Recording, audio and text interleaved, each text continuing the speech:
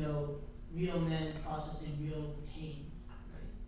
And from the beginning of the film, showing the history of the treatment of African Americans and other minorities in this country and their relationship with the law enforcement, and then witnessing the personal stories that each one of you told in the film, and then seeing your time after coming out of prison.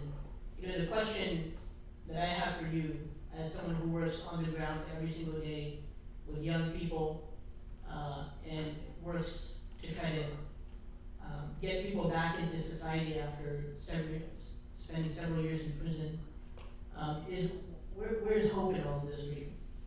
Where's hope, right? And we saw it for a moment, in that film. One of the most powerful moments was when you let it all out, and that chef from Yemen came and you just kind of poured your heart out to him. And so I want you to reflect on what was happening there, and that question of where's hope in all of this for you. Assalamu alaikum.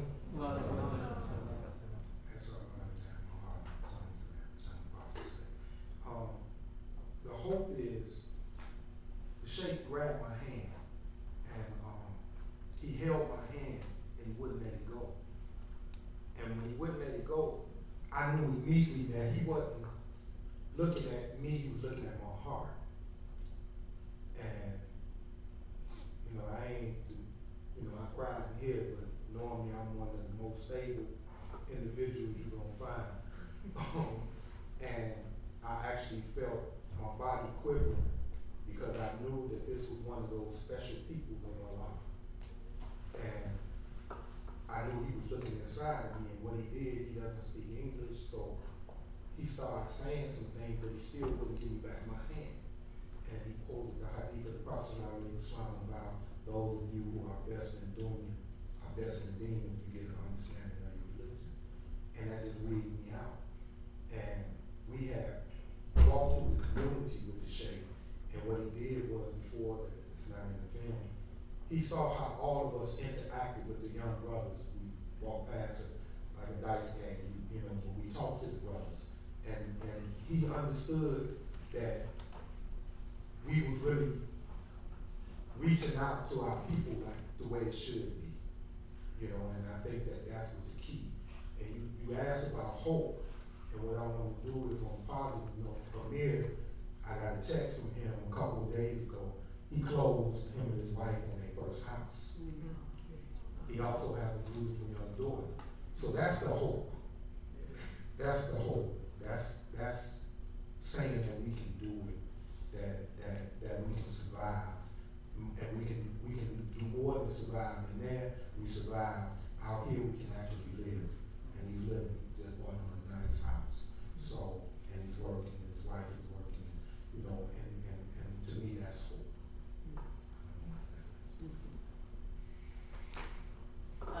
Now, Mr. Dan Kowalski, there's a lot of people in this audience here today who when I first approached you about, coming and sitting on this panel, you said, no, there's so many people in our community, right, who should be up here. And he's absolutely right about that. Before I ask you a question, I want anybody who's worked on prison issues in this community to just raise your hand so we see you for a moment. You see so many young people and also seniors, right? And the reason I wanted you to be on the panel is because when you were at Princeton University, you were involved in the formation of Spear, which we heard about earlier, right? I wish I was. Okay, well you were involved. I helped that after this. And then after you graduated from college, you've kind of dedicated your career so far to prison education reform, which is not the most typical route that a Princeton graduate may take. So I want to ask you, after seeing this powerful film, after we all see this powerful film, what do we do from here? Assalamu alaikum. It's cool to see so many people who I know and kind of created me, in different kinds of ways. Can everybody hear me? So this is a really interesting question. What do we do from here? And I think that it has two different questions within it. The first question is who's we, right? Especially when it comes to issues related to the so-called criminal justice system or prisons, the we it gets complicated. And then there's other question of, once we figure out who is we, what do we do? What's the action we're going to start doing? And I don't want to philosophize this too much. I mean this in a practical sense. The we is a somewhat tough and painful kind of thing to answer, particularly in this country of America. When I was watching the film, the first time, the second time, the third time, one of the things I realized that I didn't grow up too far from where Rafi grew up. Most of my family grew up in the Austin neighborhood. Basically, as far as I remember, probably since they brought to this country. And I was like the first generation in the suburbs, and that has a particular kind of history and the imprint that left on cities. And it has everything to do, I think, with men. I think almost everybody in the film was a man, and we're all men right here, and there's no coincidence about that. We kind of take out our insecurities, our fears in very violent ways. Whether that means, doing what you gotta do on the streets, or whether that means being violent in war, or being violent in locking people up, there's always this kind of violence. And I think that in particular, in America, the fear comes out, and I've seen this too much. There's a great fear that white men have towards black men, and a lot of this issue is a question of race in my mind. Part of it is, why is it that I grew up only a few miles away from Rafi, and we're both here, you know what I'm saying? But we came here with different kinds of experiences. So that's the we, and I think that part of the answer to the we is the people right here. This is a crazy assortment of people. There's students, there's people who live in the community, there's people who were officers, there's people who have been locked up, there's people from Chicago, people from the East Coast, everything.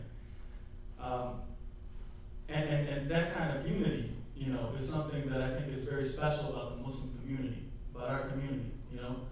We're kind of forced to be together. And from that, I think that we built a certain kind of consciousness. We're able to actually talk to each other in sensible ways. And because of that, I think, especially in this area, where there's a little bit more integration between the Muslims, between immigrant Muslims and African American Muslims, urban, suburban, much more than I've seen in Chicago, at least. Have you seen the same kind of thing, right? Yes. Right here, we kind of talk to each other. It's not perfect, but we do talk to each other. And I think that there's an opportunity before us to actually do something positive. And the question of doing, is something that I think the audience would have to answer. Like Sohaib was saying, most of the audience, I think, most of the audience, even those who didn't raise their hands, have been involved in the Prince system in some way. And so I want to leave that for the Q&A. Before we jump into the Q&A, Brother Rafi, some of the initiatives that you're involved in and some of the projects that you're leading to help ex-inmates integrate back into society, they were mentioned in the film, but I wonder if you could just give us a short summary of some of the projects that you've developed with Inner City Muslim Action Network, Iman, because we could learn something from that, and maybe we can take some of those projects and do something here with it. Well, as you know, we don't have a lot of resources in the area we're in. One of the things that I think that we do that's unique is that we do a circle now, which we call a peace circle. But how that started was we actually started doing every Friday night movie nights. We wait till the office closed down, and I would invite all the brothers from the different sets, and we would ensure them that they could come in to our office, and nobody's gonna be tripping, set tripping. And we would do that, and then we would feed them pizzas and sodas, watch a documentary, Bastards of the Party, which was a good documentary that we used as a tool about the Crips and the Bloods in Cali, Cleveland. And then we would sit down and talk and relate.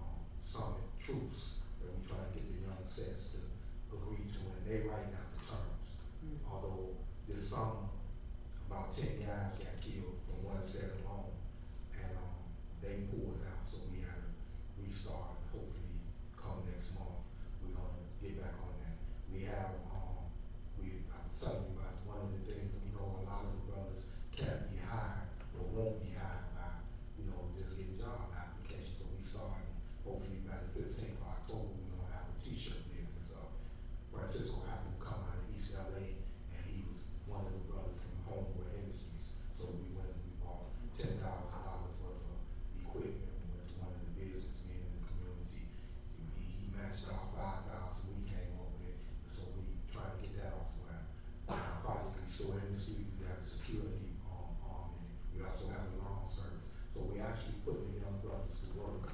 That's where Project Restore come in. The Green Reentry, we just finished the first actual multi-unit building that the brothers actually did themselves. The very brothers you seen, Ramin, the big bald head brother, and Taki, the one who had braids. Taki actually lived in it. And then Muhammad him and his wife is in it. So it's a nice duplex, and we use the basement for community center life. So community space. We have the Green Reentry, we have the security thing we doing.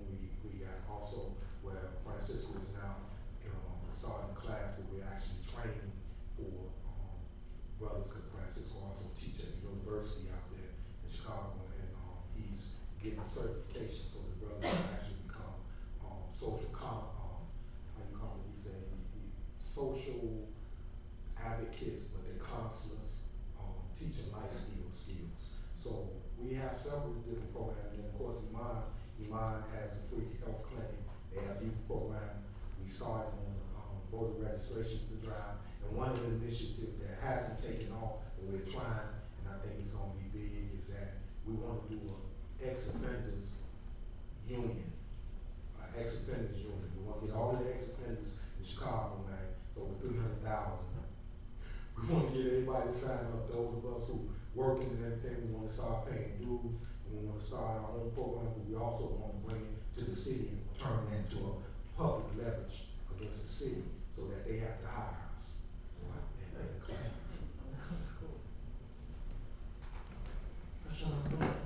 I want to get the audience involved now. Even if you have any questions or even insights or comments, feel free to share. If you can just keep it a little bit brief so we have enough time to get the mic to go around, and we'll have some people respond as well. Yes, me. I'll ask a question right after. Okay. Okay, Just wait for the mic so we can.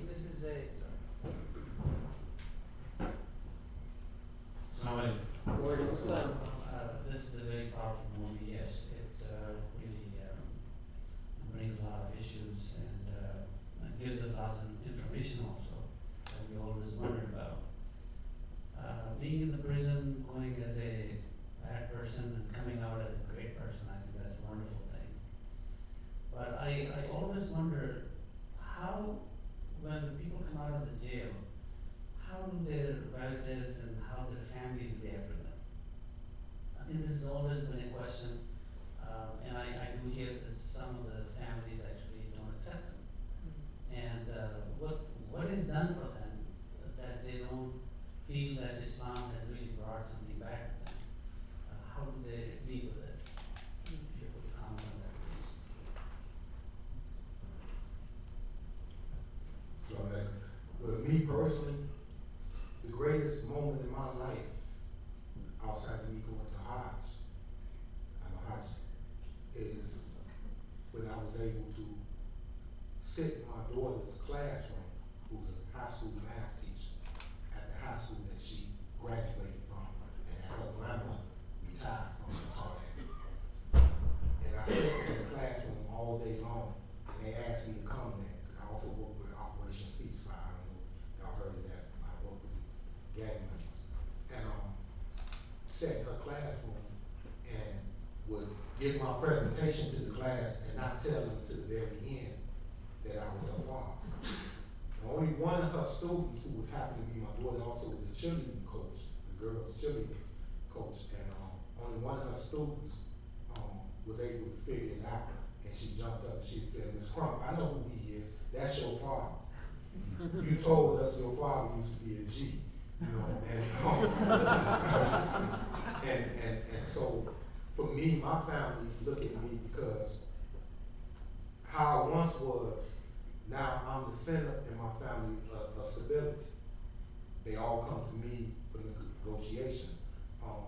Recently, my younger brother went back, matter of fact, in June, and it was me. I was able, Allah blessed me to be able to be here in Ohio. He didn't have insurance. I didn't know that, and we laid him to rest, but he wanted to be buried in Ohio. but we brought the family down there. So my family look at me as a total asset to them on every level. I think that all of the brothers in the film, you know, my mother's gone, I don't, you know, my biological father I never met. So, my older brother's passed. I know I got one sister, the sister that I mentioned in that who used to be on drugs. Now she's working, she got her life together. She on the bus, she drive the bus for the city. But I think that I just had dinner with her 2 weeks ago. We took her to dinner. You know, I mean, we both have grown. I think that it depends on the circumstances. Amir is running a food program out of his mother's not bar, but she a beautician. So at night, on Sundays when it's closed, they do a free food line. So I mean, all of our brothers, the ones I know close and personal, all of their families love it because at one time they was on the other side of the tracks. So, you know, and in my family, everyone has told me, you know, Allah's the way, and everybody in my family got a Quran, you know, I'm doing dawah to them, but I think that the best form of dawah is not by what you say out your mouth, but your deeds. So I know that they see that, you know. My family very proud of me, you know. One of the things, the other program that I didn't mention, we don't have 2 different groups from Europe come to Chicago and stay on the southwest side with us. All professional people from Copenhagen and Stockholm, Sweden. And those brothers that you saw in that movie was the chaperones, and we didn't go to the State Department. They came direct. Francisco just came back from there last week to a summit that he went with 200 professional people. Myself, I've been there. I went there. I met King Tone in Stockholm. So my family is very proud of me now. You know, and I think that the community, as we said, on our block that we own, because that same block, the house that the Sheikh prayed in for us, I bought that house, so that's my house and that's where my family at right now. And down the street where the other house where we walked on, that block, that's our block, that's our hood. And I mean that literally. It's not in a negative way, but in a positive way, because the neighbors, when there's problems down the street, they come ring either my doorbell or their doorbell, tell me I need to go down there and talk to them. So I just think that the community as well as our families have accepted us for the best. Yasmin and then Thank you so much for being here. I didn't realize you were the same person. That's pretty I cleaned up good. Yeah, you look different. So I wanted to just ask 2 questions. First, this seems to be kind of like a male-dominated sort of story. So my question is, are there female prisoners? Do they mirror the same stories? And is there support for them in Iman or somewhere else? And my second question is, what do you need most? Whether it be the green project that you talked about, the green house or green, or you know, is it the Iman clinic? What is if we were wanted to support something in the community, what would be your greatest need for us to meet? And it could be not financial, it could be that, you know, you need people to FaceTime or whatever it might be.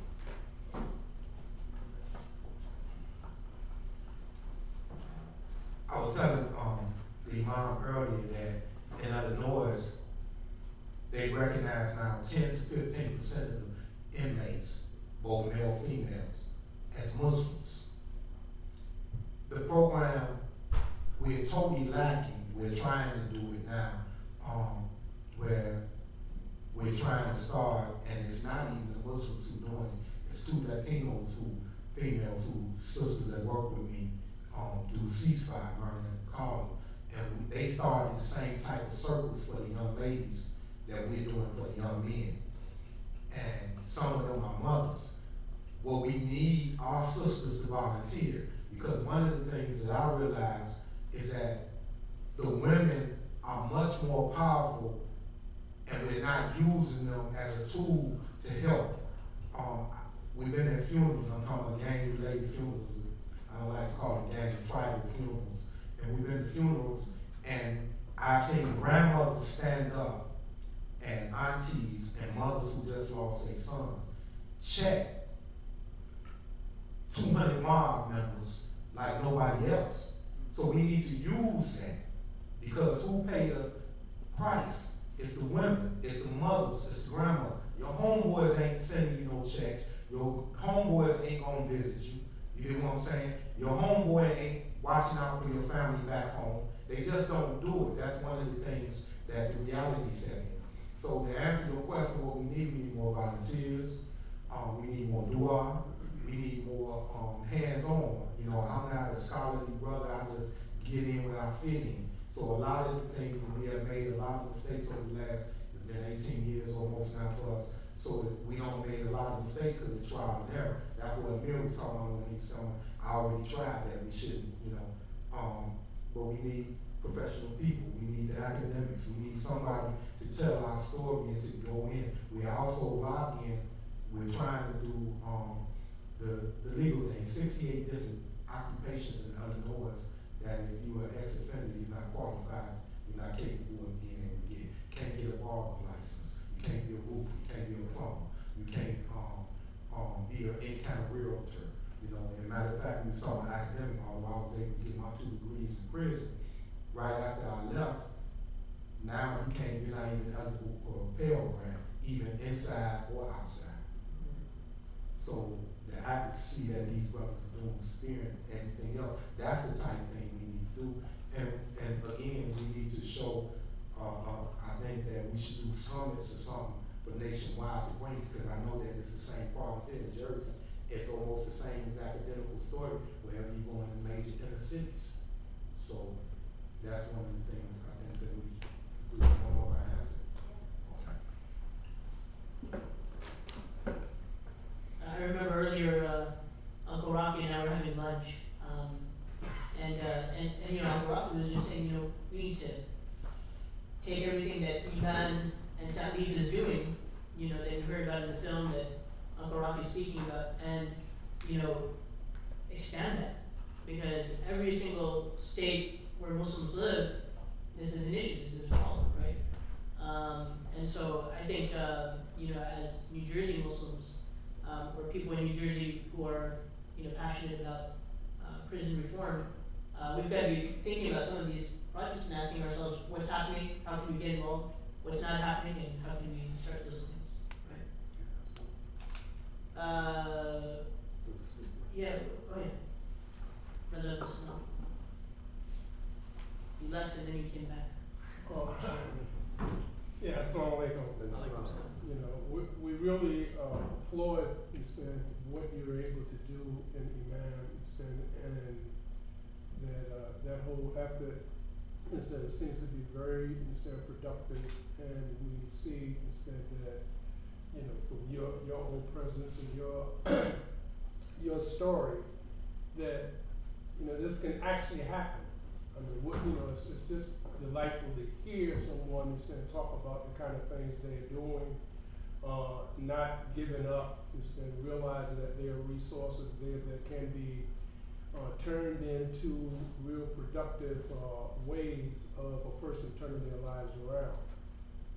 The other side of it, instead with the question that was asked regarding the family, I, you know, as a chaplain, you know, well, I'm a retired chaplain now, and I did work in re-entry with youth, and oftentimes I found that when we went to their houses where they had actually said that they were going to, we had to release them to, they said that they lived, we found out that there was no, you know, real truth in that. There was just someone in the community who was willing to say, you know, that yes, he's lived there. But after going to check on the person several times, we would learn and understand that they just did that to get him out of the institution.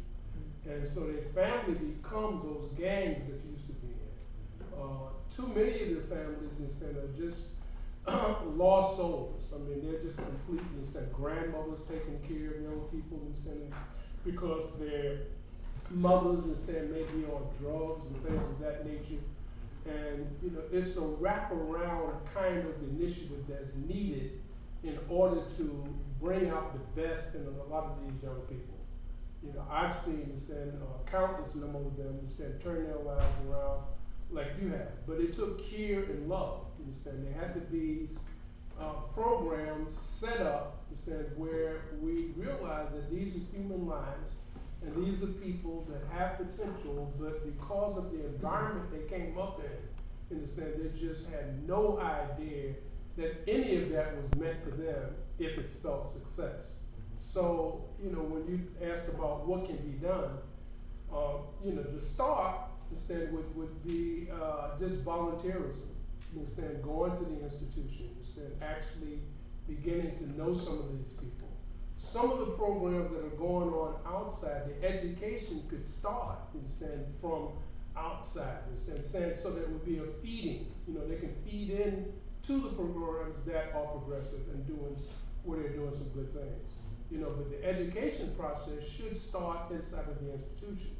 At one time, when I was there, we did have education, we did have restorative justice, and we did have programs that could, bring about some change in their lives, and it did for a lot of them. But for the most part, because of the economy and so forth and so on, these programs no longer exist. But if there's volunteerism, if there's coming from outside saying that, yeah, we're gonna go in and we don't need your money. But we'll sit there and teach these, young people what it means to be a human being. And Islam, has a role to play there, because we've seen the transformation of the desert Arabs under Prophet Muhammad becoming so strong. So this it can be done. And there's a lot to be said for those who have done it, and that should be echoed throughout. So I thank you for coming, and I pray, Allah, that you'll continue to be successful. And it's just good to hear some real positive things happen. Thank you.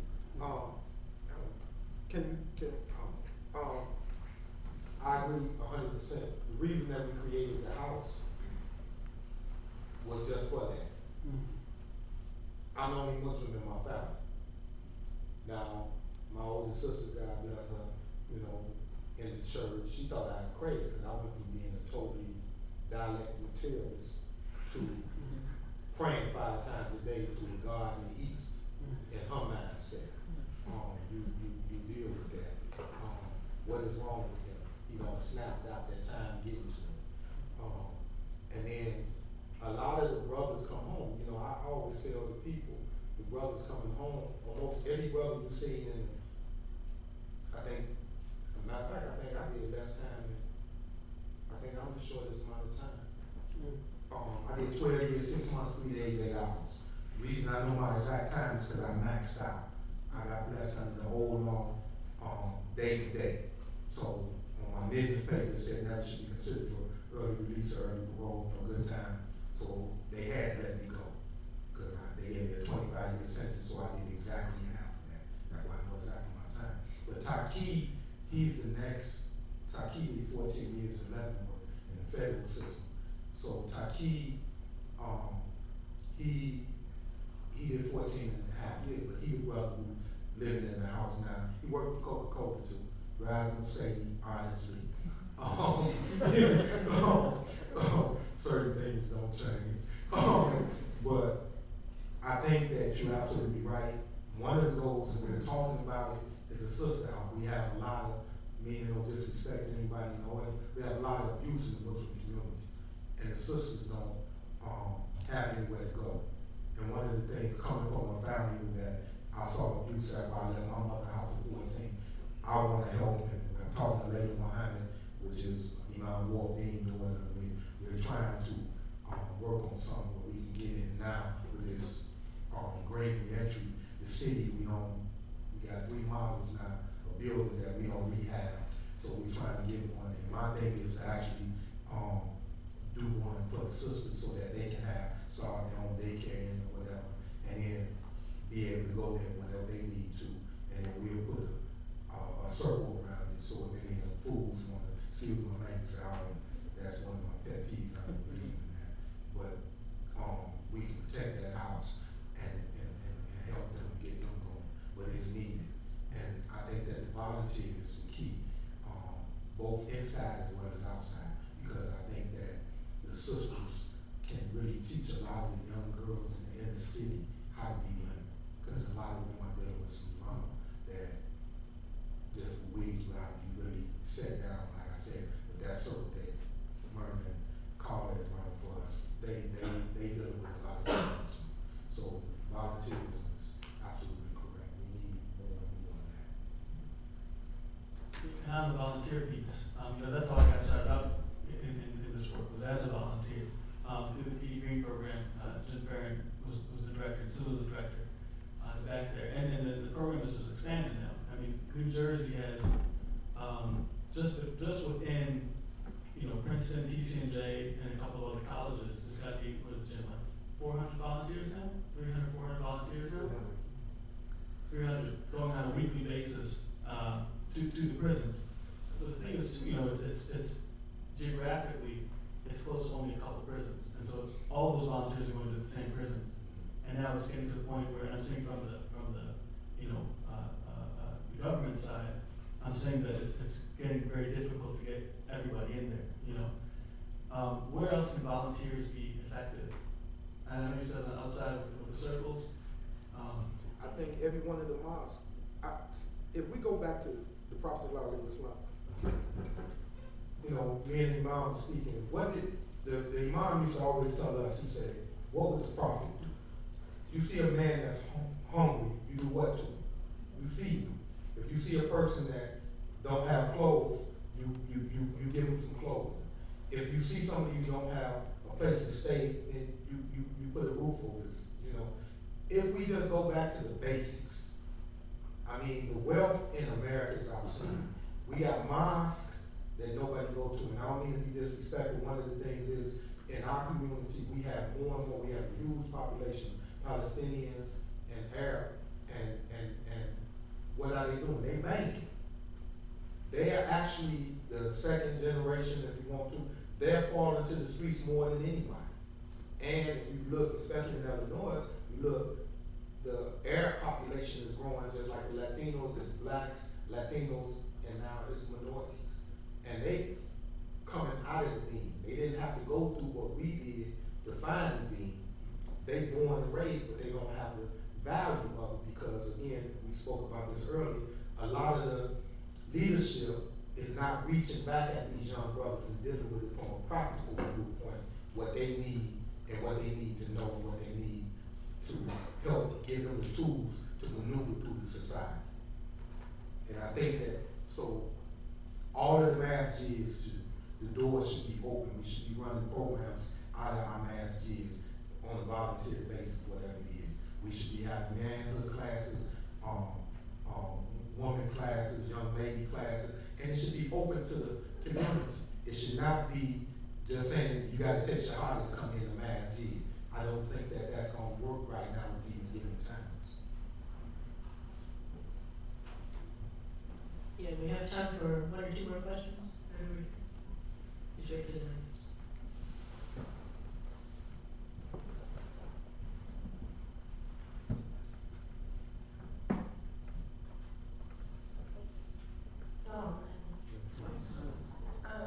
I know that often in prison there's also a lot of conversions to like born again Christianity, and I was wondering if you, while you were in prison, had any contact with other religions and what it was that drew you finally to Islam.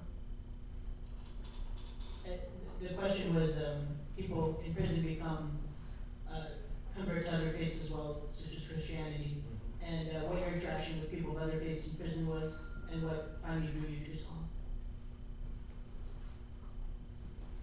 In the joint, it's a different dynamic because we all feel an oppression. It's one boot on all of our throats. So we learned to work together.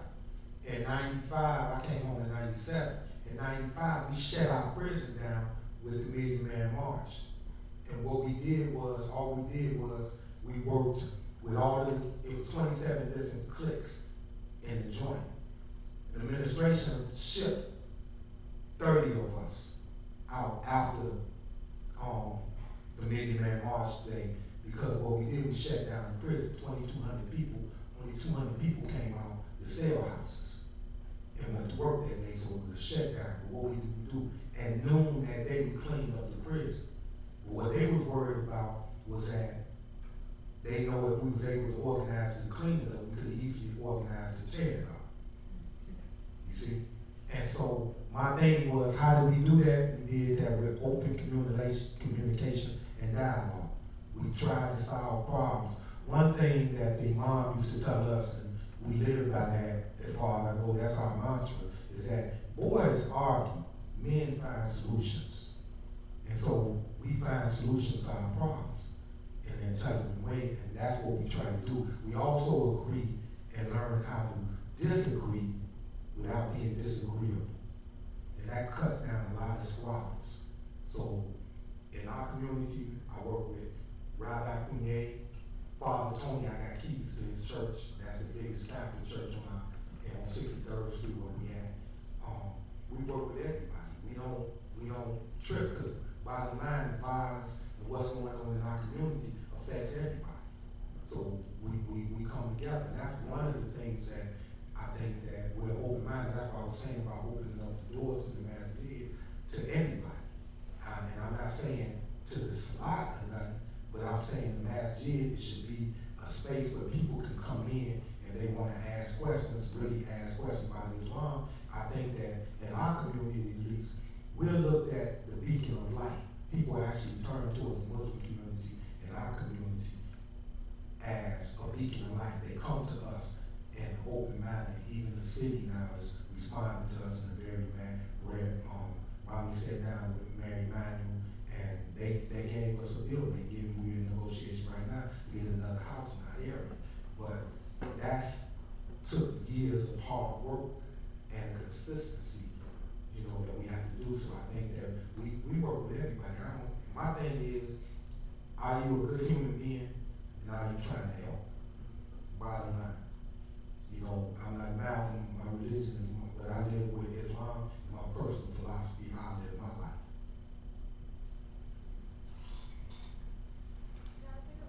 And I think going Rafi, the second part of the question was, what drew you particularly to Islam? We to Islam? Yeah, yourself, I mean, your own conversion. How did I convert to Islam? Like, what made you choose Islam over other religions that were available to you? Because the brother who I spoke about, who was a big guy, Big Mohammed, Big Mo was serving 2,700 years. He had 900 years 3 times. They had pulled him off of death row between 78 and 80, and they did 3 sentences. So they gave them what they call undetermined sentences, and they ran his concurrently. And to see this guy reach out to me when I was in that state of ignorance like I was, and like what I said when he told me, "You the young brother on 10 gallery, I handled that for you." I didn't ask you to do nothing, because in prison, you don't take nothing, nobody, you don't ask nobody for nothing. They got a rule in prison, it could be an inmate handbook, 4 pages. When they tell you go to page 4, it says, mind your own business, do your own time. Mind your own business, do your own time. And so this brother got involved, and I watched him, and it was his character. And why was you walking around here? You got 2,700 years, dude, and you walking around here like this ain't nothing. And how did you do that? And he was a huge dude. This dude had 23-inch guns, and he had a 500-pound natural bench. So when I became a celly, I'm like, okay, and he didn't duck when they fired gunshots. He was like, he was a believer. This brother was filled. He said, when Allah sent the angel of death for you, he comes. You can't duck, you can't miss. So coming up under his shadow, and Levi and my cellies, I was telling the brother about my celly, Wally, all of them was older brothers. They were older than me, and they grabbed me, and they said, man, you can do better than this, man. You got some intelligence, dude. Do something with your life. This is over. And he told me again. So it was his character. And I think Amir mentioned that it was the character that this brother, because I was in the, back then, I was like, I thought in Pontiac in prison, anybody who did time, they know what I'm talking about. Every brother that you seen that been on the killing floor. And Pontiac in the penitentiary is a survival of the fittest. And that's what it is. The officers are lay bets on who's gonna win. They set up situations. All of that nonsense is crazy in there. And so, for this brother to be that beacon of light in a midst of darkness, I was like, man, what's up? So that's what attracted me. He never did bring Islam to me, because I used to be a heathen. I was like I said, dialectic material.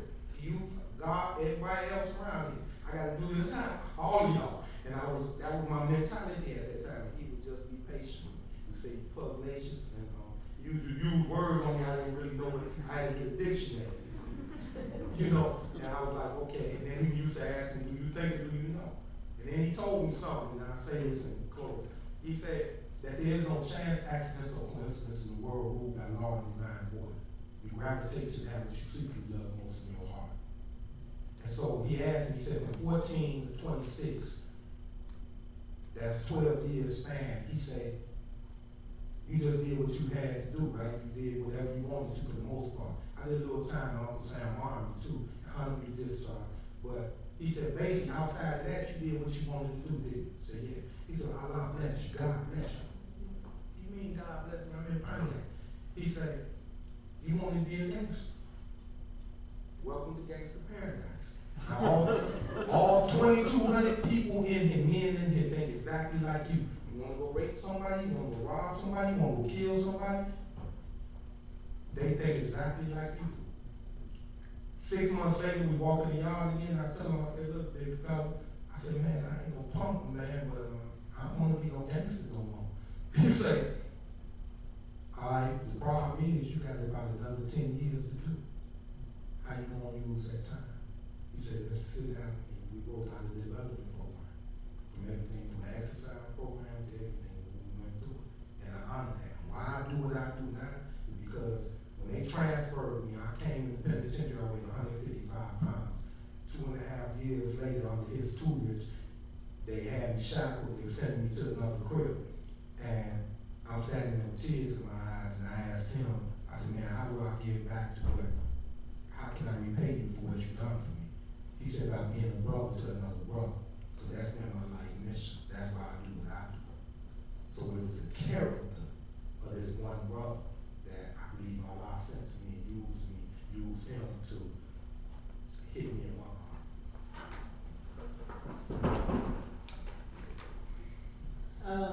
I think that's a beautiful note to end on, to be a brother to another brother. And I think that, I hope that this event, inspires us to do just that. To be a brother, to be a sister to another brother, another sister. And this is one of the most important social justice issues of our time. And it requires not only a sense of justice, but a lot of sense of compassion. And, I did only a little bit of time as a prison chaplain. I'm not like my dear brother Abdussalam Hafsan and other wonderful people in this room who have dedicated their entire life to working with people in prison. But the little time that I spent, working with people in prison as a chaplain were some of the most life-changing moments in my own life, right? I remember leaving the prison and being able to experience wind and sun and rain and thinking, my God, these things that you take for granted are a real blessing, So in serving people who are inmates, you get a lot out of it. And so I hope that, inshallah, God willing, all of us will, band together as a community, and direct some real effort toward this. I encourage you to join SPEAR. I encourage you to join as volunteers to the prison system. And then also for us to just come together and think about what else we can do for the community. I'm especially very concerned about re-entry, right? Coming back into society. Like those brothers in the film, saying that, when they were in prison, they never heard a negative comment about being Muslim, and then they come, and then they leave prison, and then they have to hear negative comments from the Muslim community. To me, that's shameful, right? It pains me that as a community, we haven't matured enough, So we have a lot of maturing to do, and I pray that we do it together. So, thank you, Uncle Rafi. Thank you, Mr. Dan Kowalski. Thank you, all of you. And please keep in touch. Assalamu alaikum.